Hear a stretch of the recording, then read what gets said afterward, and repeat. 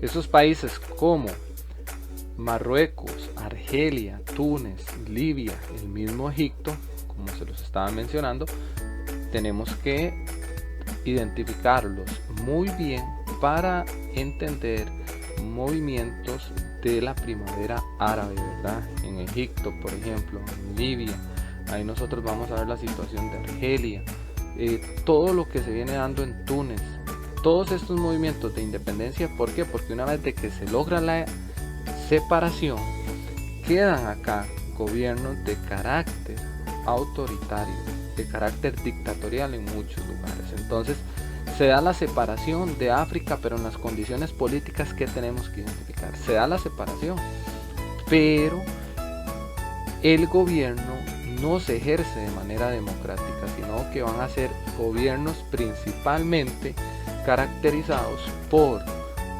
formas autoritarias, donde unos pocos son los que se van a ver beneficiados principalmente, son los que se van a ver beneficiados.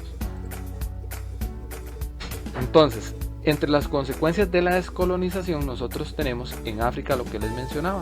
Uno de los elementos es la inestabilidad política. ¿Por qué se da la inestabilidad política? Bueno, principalmente por los golpes de Estado y el problema que surgen en las fronteras. Entonces, identificamos uno de los primeros elementos, que es la inestabilidad política que se genera ahí. Ahora, existe y se sigue dando un subdesarrollo y una dependencia principalmente en todo lo que tiene que ver con la situación económica y en la parte social.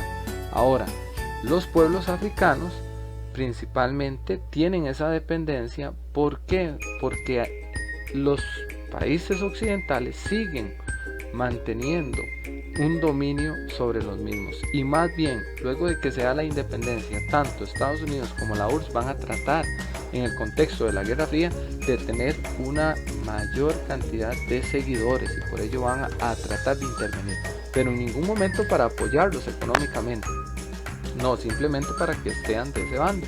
Por eso es que nosotros identificamos el proceso de descolonización dentro del contexto de la Guerra Fría. Entonces, siempre van a estar los intereses de las potencias europeas por delante de los intereses sociales, de los intereses de la población. Entonces, hay un subdesarrollo permanente por la extracción de las riquezas por parte de los europeos y todo lo demás. Y cómo dejaron la estructura política totalmente a la deriva, y no va a lograr una estabilidad democrática, lo que nos va a llevar a lo que estábamos hablando de una inestabilidad, y con ellos son pocos los que se benefician.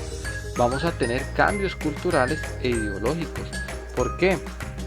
Porque las agrupaciones tradicionales se desechan, aquellos clanes familiares, aquellas tribus, ¿verdad?, van a ser sustituidas principalmente por nuevas instituciones. Entonces, el proceso de colonización provocó la aculturación, principalmente al implantar nuevos pensamientos, nuevos valores, pero según los elementos de Occidente. Y ahí nosotros vamos a ver cómo África no solamente lo despojan de sus elementos materiales, de sus recursos económicos, sino también de su parte cultural, elementos que pasaron también en América. Entonces, para lo que es la situación de la África negra, nosotros vamos a ver cómo empieza a crecer la población, el crecimiento poblacional desmedido, y con ello la pobreza y el hambre por la falta de recursos económicos. Mucha de la población va a irse a las ciudades, y con ello también una situación social de, digámoslo así, pobreza, aumento en zonas marginales. En lo que es la economía, nosotros seguimos viendo esa dependencia del exterior. Ya hoy en día no es de los países europeos, sino principalmente el que ha intervenido actualmente es China, que necesita de las materias primas de los africanos para la fabricación de celulares, baterías para los mismos, computadoras y todo lo demás. Entonces, África sigue una gran dependencia, actualmente mantiene esa dependencia que ha sido histórica, y ese modo de vida occidental, donde lo que ha provocado en algunos lugares es la pérdida de valores, aunque algunas tribus mantienen algunas costumbres, pero en la mayor parte de África se han perdido los valores, la forma de convivencia de clanes, de tribus, eso ya ha desaparecido.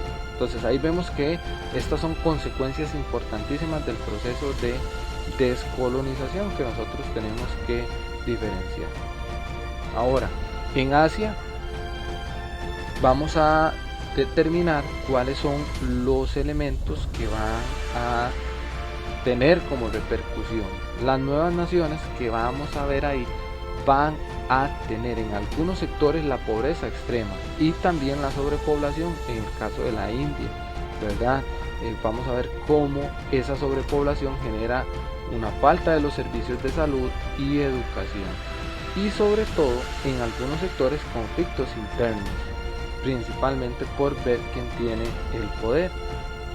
De la mano van a venir las guerras y los golpes de estado, así como las revoluciones que fueron comunes en Asia, ¿verdad? ¿Para qué? Para lograr una estabilidad en las naciones independientes. Entonces, eso es en la parte política y en la parte social. En la parte económica nosotros vamos a ver, van a tener que pagar elementos de lo que había sido la repercusión de la Segunda Guerra Mundial. Todo lo que tiene que haber, al ser sometidas por las metrópolis, son obligadas a contribuir con sus materias primas, con sus recursos naturales y mano de obra para pagar los daños que había ocasionado la Segunda Guerra Mundial. Pero cuando empiezan a independizarse, por eso algunas naciones europeas no lo van a permitir, en el caso de Francia, por ejemplo, principalmente, porque no les va a servir. En la situación territorial, vamos a ver que a partir de 1918 se da un nuevo sistema y van a utilizarlo como frentes de combate, y son el objetivo no solamente para obtener una posición militar, sino de la potencia rival para atacarlos también, que eso va a conllevar principalmente a elementos importantísimos en las consecuencias del proceso de descolonización en Asia. Entonces, concluimos con que la descolonización ha sido un fenómeno, ¿verdad?, de extraordinaria importancia que afectó a más de la mitad de la superficie de la Tierra y a más de la mitad de la población, pero la independencia de los antiguos territorios coloniales no ha supuesto el fin de sus problemas. Eso es lo más importante que tenemos que entender. El proceso de independencia de África, de Asia y Oceanía no supuso que terminaran los problemas, sino más bien en algunas regiones se intensificaron los problemas. Es y ha sido uno de los más largos, ¿verdad?, esos procesos de descolonización que se han dado.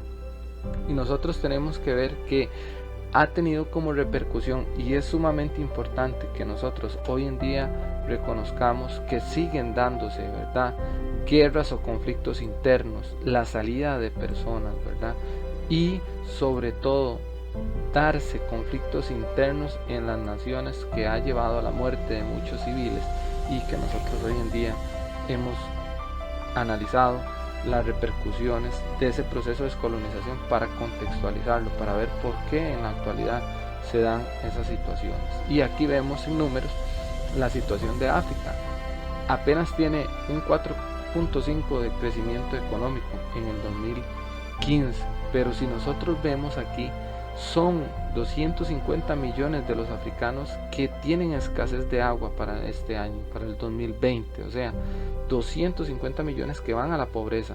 Más del 60% están en la agricultura, 23% es una proporción de escaños ocupados por las mujeres, o sea, muy poco comparado a otras naciones occidentales.